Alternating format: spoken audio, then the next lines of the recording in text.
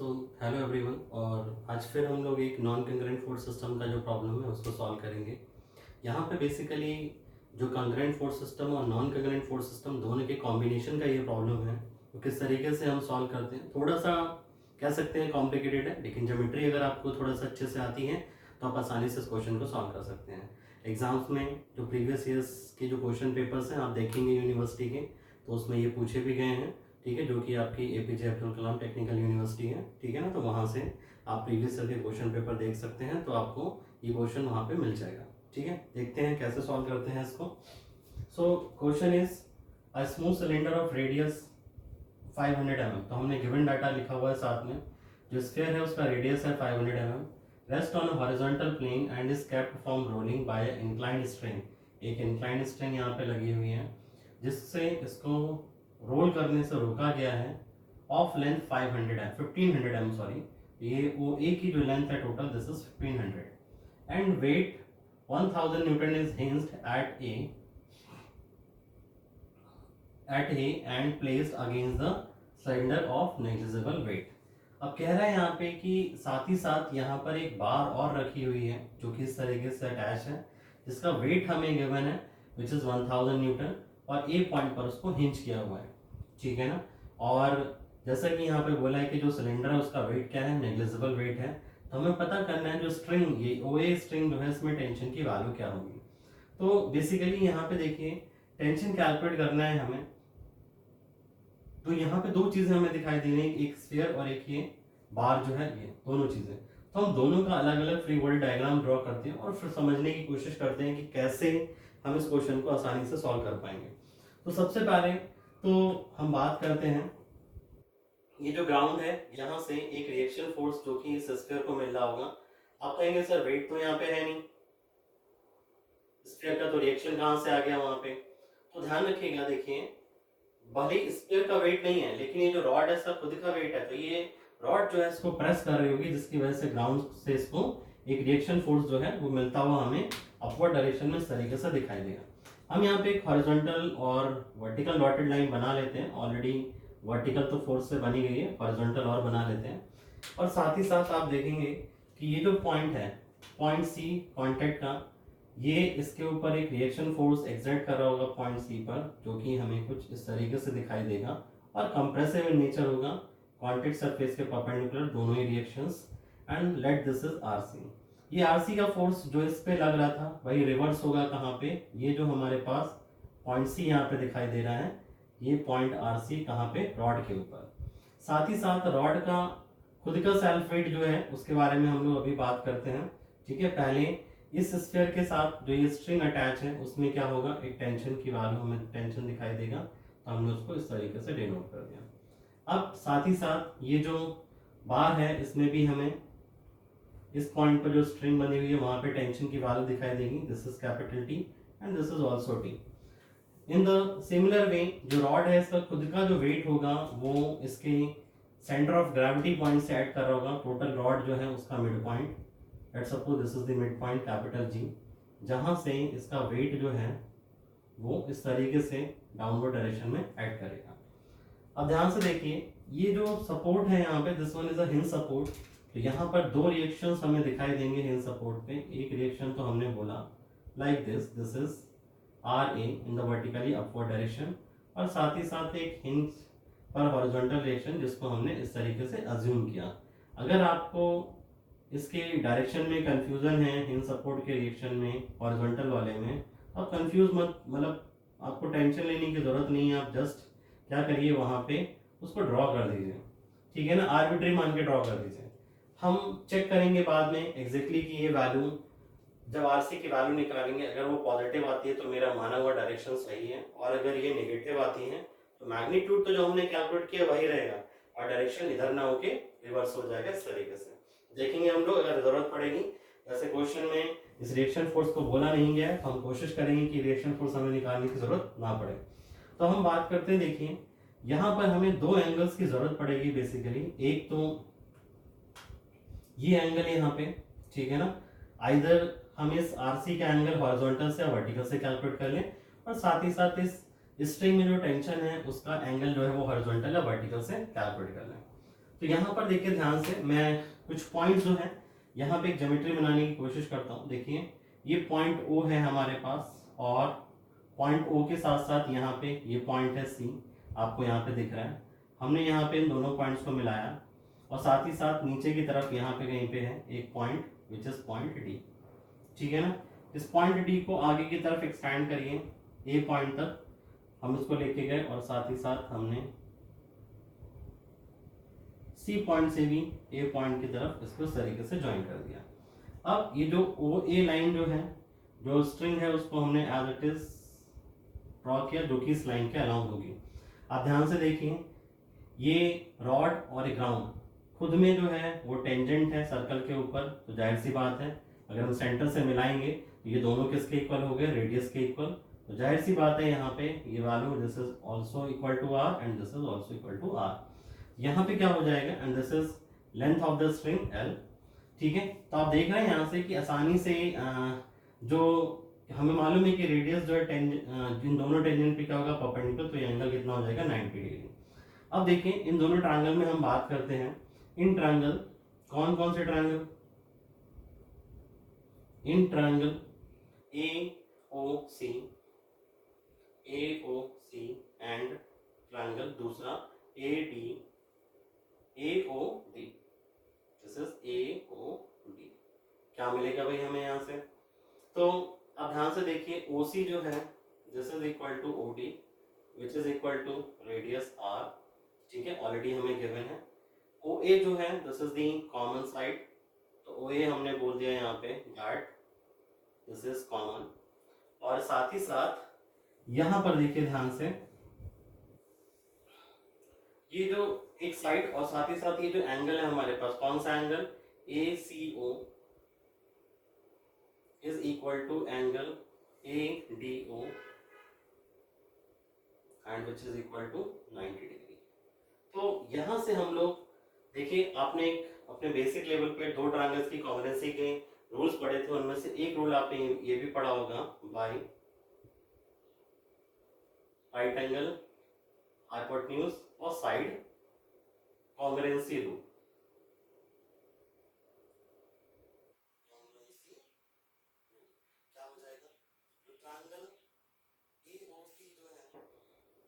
This is congruent to the triangle क्या, AOD।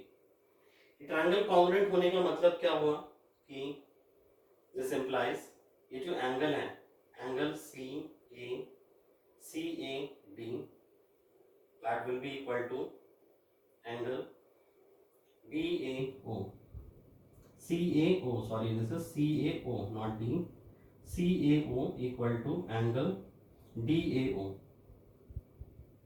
ये दोनों एंगल्स जो हैं आपस में क्या हो जाएंगे, इक्वल हो जाएंगे। Let's suppose this angle is alpha, तो हमने इस एंगल को बोल दिया that this is alpha, so this angle will also be alpha. In the similar way angle COA and angle DOA they will also be equal, क्योंकि congruency है। तो ध्यान से देखिए जो ट्रायंगल हमें दिख रहा है यहाँ पे, कौन सा ट्रायंगल, इन ट्रायंगल OAD आप ध्यान से देखिए, ये परपेंडिकुलर और यहाँ पर ये हाइपोटेन्यूज, ये रिलेशन हमें यहाँ पे पता है, या साइड्स की वैल्यू पता है, तो we can write sine alpha as OD।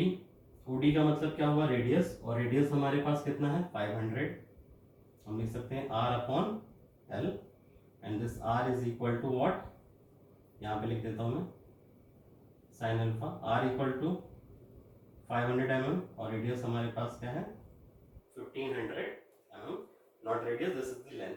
यहाँ से जब हम सॉल्व करेंगे वी विल गेट अल्फा, और अल्फा की वैल्यू हमारे पास क्या आएगी वो हम बात करते हैं। So this is sine inverse 500 divided by 1500, और जब हम इसे सॉल्व करेंगे तो we will get this value as 19.47। कुछ गलती हो रही है मेरे ख्याल से, एक बार हम डाटा चेक करते हैं फिर से। ये angle nearly I think 30 degree आना चाहिए, मैं देखता हूँ उसको। Yes, the angle must be 30 degree. Actually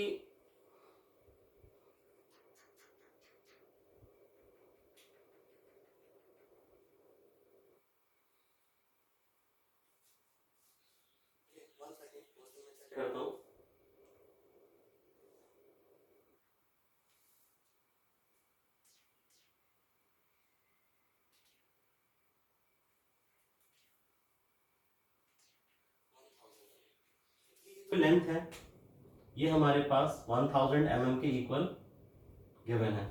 okay, इसके बाद क्वेश्चन में है यहाँ पे फुल स्टॉप। फिर आगे की तरफ है अ बार, ठीक है, A B of length, a bar A B. यहाँ पे हमारा थोड़ा सा यहाँ पे स्टार लगा के मैं लिख देता हूँ, थोड़ा सा क्वेश्चन का जो पार्ट है वो रह गया है, मैं यहाँ मेंशन कर देता हूँ, आप यहाँ पे इसको लिख लीजिएगा। A bar A B of length, what length, 1500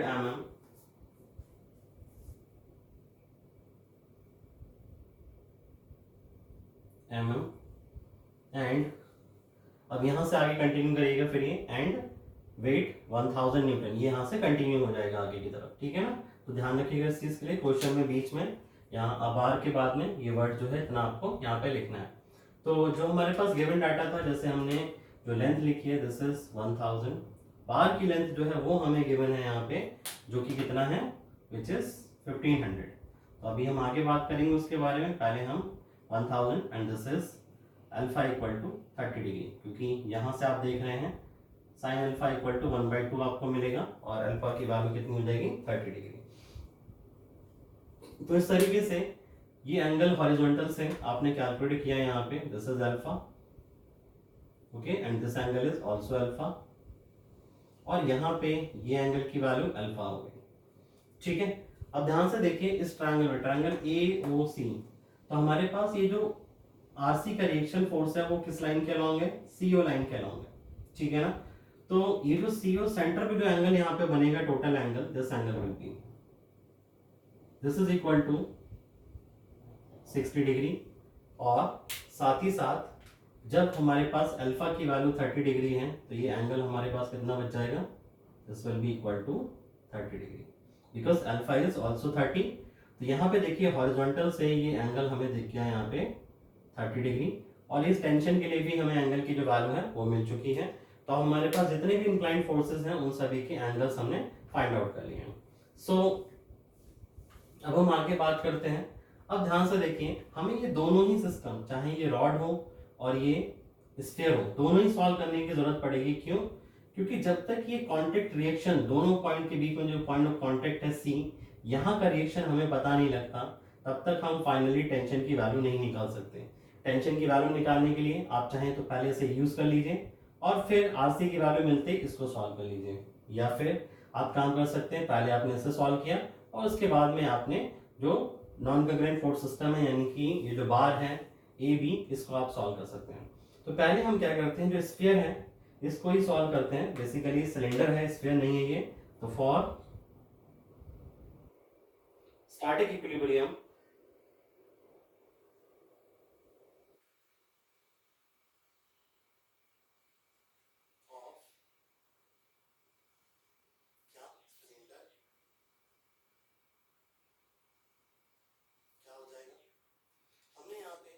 हम अप्लाई कर सकते हैं। कैसे? क्योंकि तीन फोर्सेस हैं मेरे पास, तो बाय लामीज थ्योरम, ठीक है। सॉल्व करना आसान होगा, फोर्सेस को रिजॉल्व करने की हमें जरूरत नहीं पड़ेगी, इसलिए हम लामीज अप्लाई कर रहे हैं। क्या हो जाएगा भाई, सबसे पहले तो ये RC का reaction force, sorry not RC, this is RD, मैं यहाँ पे मेंशन कर देता हूँ, मैंने लिखा नहीं था, RD divided by sine of other two forces के बीच का angle. Other two forces means यहाँ पे क्या क्या हो गया, टेंशन और ये दोनों के बीच का एंगल कितना हो जाएगा, देखिए ये एंगल 30, ये भी 30, तो दोनों क्या हो गए 60, और टोटल एंगल यहाँ पे कितना फॉर्म हो रहा है 180। 180 में से हमने 60 माइनस किया तो कितना बचा 120, तो this is 120 degree equal to, next RC divided by RC हमारे पास ये रहा, रिमेनिंग दोनों फोर्सेस के बीच का एंगल, यानी कि RD और अल्फा। तो टोटल एंगल ये हमें पता है 60 डिग्री है, ये 30 है, तो ये भी हमारे, ये कितना हो जाएगा 60 डिग्री, ये 60 और ये 60 दोनों मिलके क्या हो जाएंगे फिर से साइन 120 इक्वल टू, नेक्स्ट क्या है, tension T divided by other two forces के बीच का एंगल, ये एंगल, ये 30 और ये 90, again this is sign 120 degree. इसका मतलब क्या हुआ, ये इक्वेशन हमें बता रही है यहाँ से कि जो आर डी का रिएक्शन है that will be equal to R C और that will be equal to tension. Write down this equation number 1, ठीक है ना। तो जो आरसी की वैल्यू है, इस आरसी की जगह पे हम क्या लिख सकते हैं, टी लिख सकते हैं, क्योंकि आरसी जो है वो स्ट्रिंग में टेंशन के इक्वली हमें इस इक्वेशन से मिल रहा है। तो नेक्स्ट हम बात करते हैं for static equilibrium of this बार।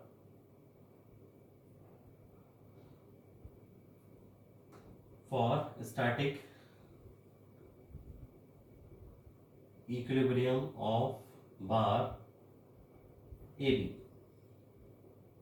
ठीक है, ध्यान से देखिए। इस बार के इक्विलिब्रियम के लिए हम क्या कर सकते हैं, अगर मुझे आर सी और आर ए की वैल्यू चाहिए, मतलब हिंज पॉइंट पे रिएक्शन फोर्सेस चाहिए, तो मैं क्या करूं, हॉरिजॉन्टल डायरेक्शन और वर्टिकल डायरेक्शन में फोर्सेस को बैलेंस करें, ठीक है। अदरवाइज अगर मुझे इनकी वैल्यू नहीं चाहिए तो मुझे क्या करना है, सिर्फ इस पॉइंट के अबाउट क्या लेना है, मोमेंट लेना है।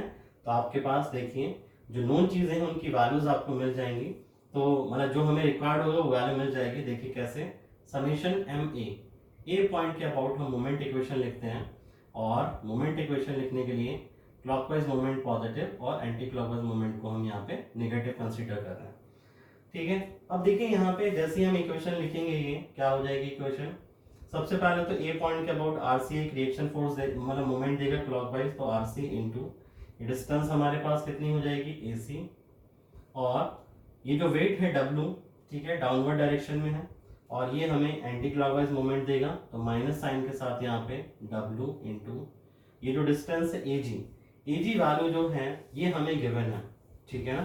तो हमें एक्चुअली यहाँ पे क्या चाहिए, इस W के लाइन ऑफ एक्शन का परपेंडिकुलर डिस्टेंस। ए जी वैल्यू हमारे पास क्या होगी, इस रॉड की जो टोटल लेंथ है उसका by 2, total length of the rod कितनी हमें गिवन है 1500, यानी कि this A G value is equal to 750, yes या नो।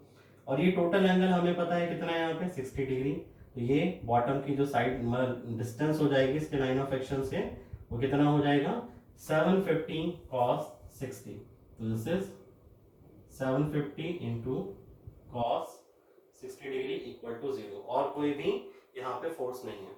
तो अब देखिए यहाँ पे आरसी मैं इक्वेशन नंबर 1 से टी के इक्वल लिख सकता हूँ, बस मुझे एसी की वैल्यू किसी तरीके से पता लग जाए, तो write down this as equation number 2।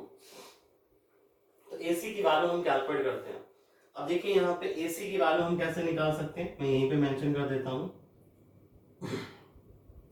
या हम यहाँ पे लिख लेते हैं AC that will be equal to, अब देखिए रेडियस मुझे पता है, लेंथ मुझे पता है, तो AC हम आसानी से निकाल सकते हैं पाइथागोरन थ्योरम से।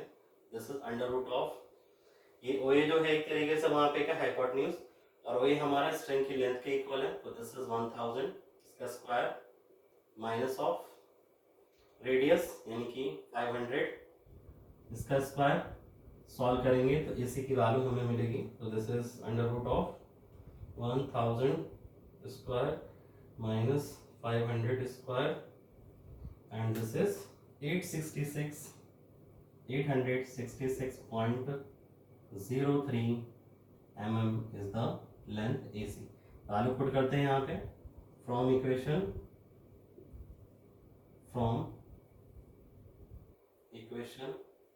1 एंड 2। 1 से हमने RC की वैल्यू को T लिखा, AC की वैल्यू हमें पता ही लग गई 0.03, माइनस W हमें पता है, वेट गिवन है 1000 न्यूटन का, multiplied by 750 into cos 60 degree equal to 0, और जब हम यहाँ से सॉल्व करेंगे इसे टेंशन के लिए, तो हम देखते हैं क्या आती है वैल्यू, तो this is 1000 multiplied by 750 into cos 60 and divided by 866.03, and this is 433 Newton is the tension in the string OA। अगर हमें यहाँ पे जो हिंज सपोर्टर्स का रिएक्शन चाहिए तो हमें क्या करना होगा, हॉरिजॉन्टल डायरेक्शन की जो इक्वेशन है समेशन fx इक्वल टू 0 और समेशन fy इक्वल टू 0, उन दोनों को भी हमें लिखना पड़ेगा, और वहां से RA और RC की वैल्यू सॉल्व करनी पड़ेगी। और फिर लास्ट क्लास अगर आपने मेरी देखी है तो उसमें देखा होगा आपने कि इन सपोर्ट पे जब हमें दो रिएक्शन इस तरीके से मिलते हैं तो हम उनका रिजल्टेंट भी फाइंड आउट करते हैं। तो वो रिजल्टेंट कैसे निकालते हैं आप वहां से देख सकते हैं। ओके, तो आज के लिए हम लोग यहीं पे रखते हैं और नेक्स्ट क्लास में फिर हम इसके आगे एक क्वेश्चन और डिस्कस करेंगे मे बी, और मे बी जहां तक है वो हमारा नॉन कॉन्ग्रुएंट फोर्स सिस्टम के लिए इक्विलिब्रियम कंडीशंस में लास्ट प्रॉब्लम होगा। आज के लिए यहीं पे रुकते हैं। Thank you.